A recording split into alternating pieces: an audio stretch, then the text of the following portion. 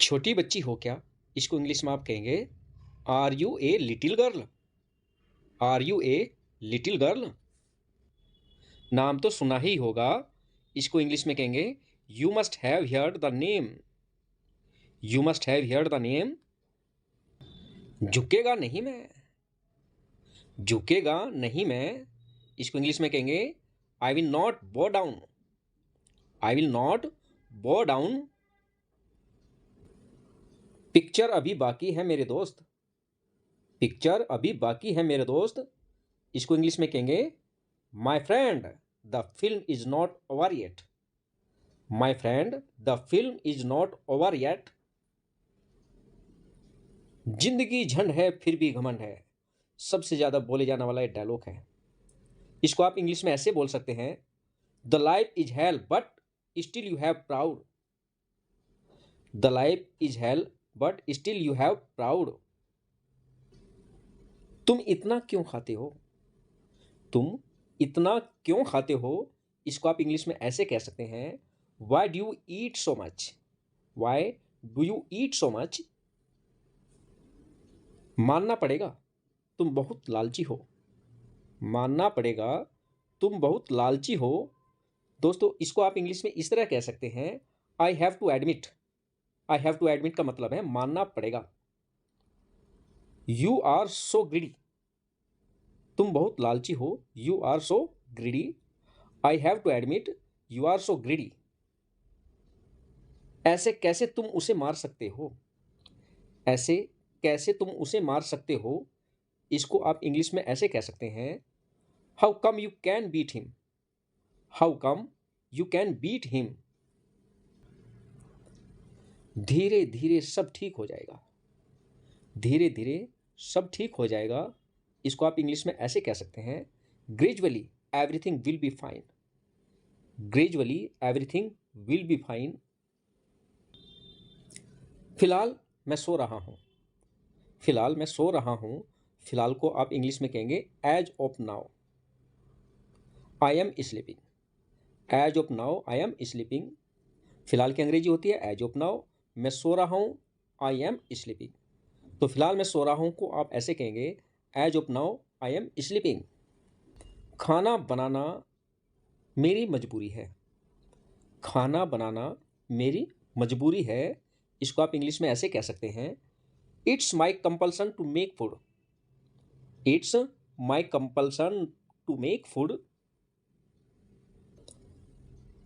तुम इतना क्यों फोन चलाते हो?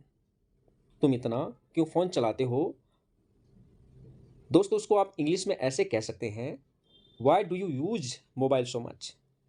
Why do you use mobile so much. ऐसे कैसे तुम मेरे पैसे चुरा सकते हो? ऐसे कैसे तुम मेरे पैसे चुरा सकते हो? इसको आप इंग्लिश में ऐसे कह सकते हैं how come you can steel my money. How come you can steel my money.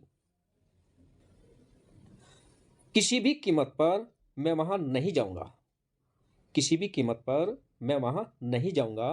किसी भी कीमत पर इसको आप इंग्लिश में कहेंगे एट एनी कॉस्ट।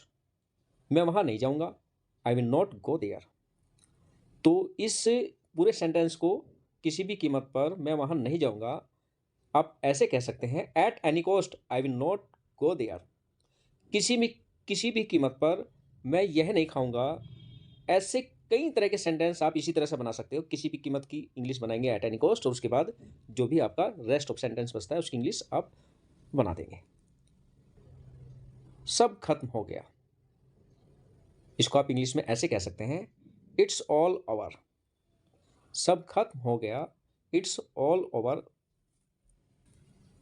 सब बड़े आराम से हो गया। सब बड़े आराम से हो गया। तो फ्रेंड्स, इसको इंग्लिश में आप कह सकते हैं everything went smoothly. Everything went smoothly. सब गड़बड़ हो गया। सब गड़बड़ हो गया। फ्रेंड्स, इसको आप इंग्लिश में ऐसे कह सकते हैं everything went wrong. Everything went wrong. मेरा मुंह मत खुलवाओ। मेरा मुंह मत खुलवाओ। इसको आप इंग्लिश में कहेंगे डोंट मेक मी से इट।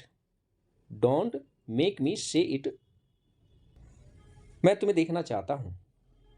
मैं तुम्हें देखना चाहता हूँ, इसको फ्रेंड्स आप कह सकते हैं I want to see you. I want to see you. काश तुम यहाँ होते। काश तुम यहाँ होते।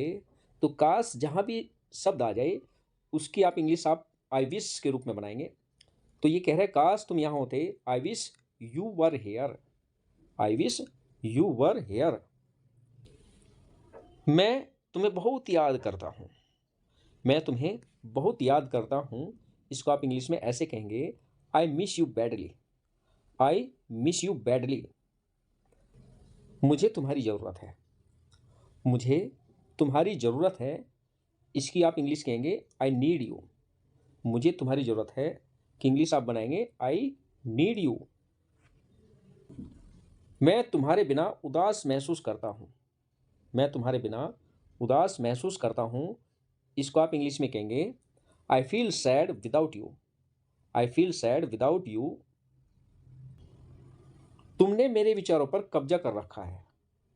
तुमने मेरे विचारों पर कब्जा कर रखा है। इसको आप इंग्लिश में कहेंगे यू ऑक्यूपाई माई थॉट्स।